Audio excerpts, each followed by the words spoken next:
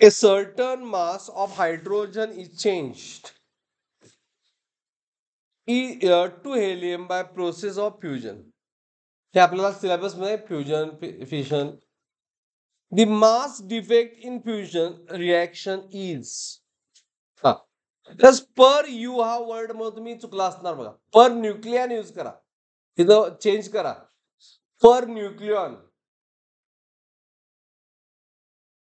पर U नाही, per nucleon हा word आहे. Is it clear?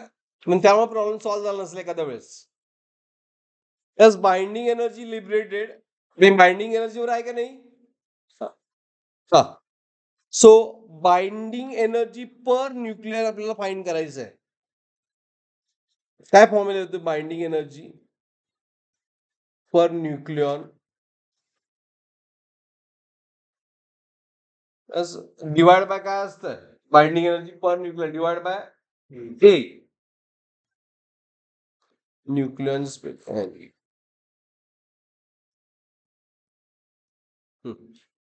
Formula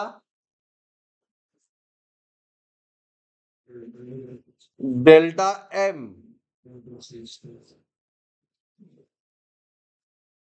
binding energy upon A. Basic formula काय? Binding energy upon ए.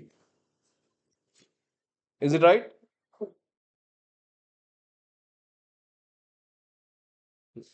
Okay. आता लक्ष द्या, हे जे दिलंय mass defect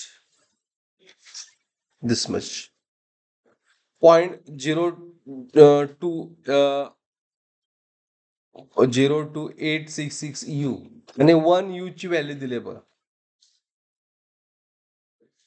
is it right? 1 u ची व्हॅल्यू कन्व्हर्जन दिले, म्हणजे बाइंडिंग एनर्जी कशी फाइंड करणार?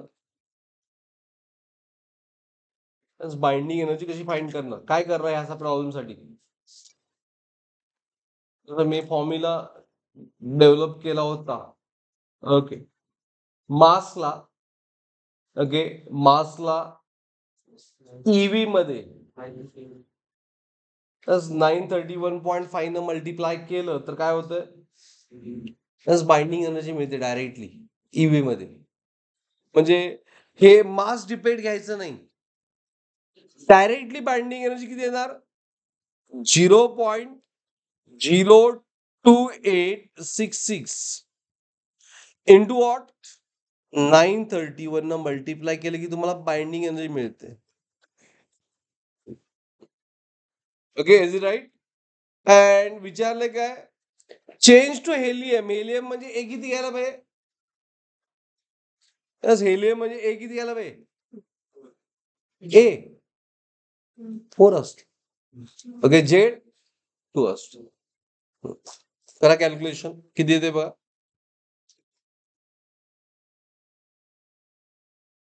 Okay, so answer near by येते 6.675.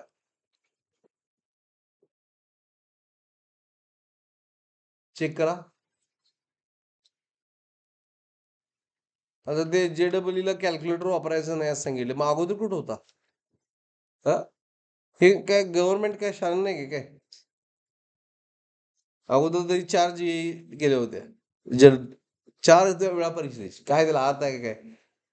मुलं द्यायची आपली. Okay, is it clear?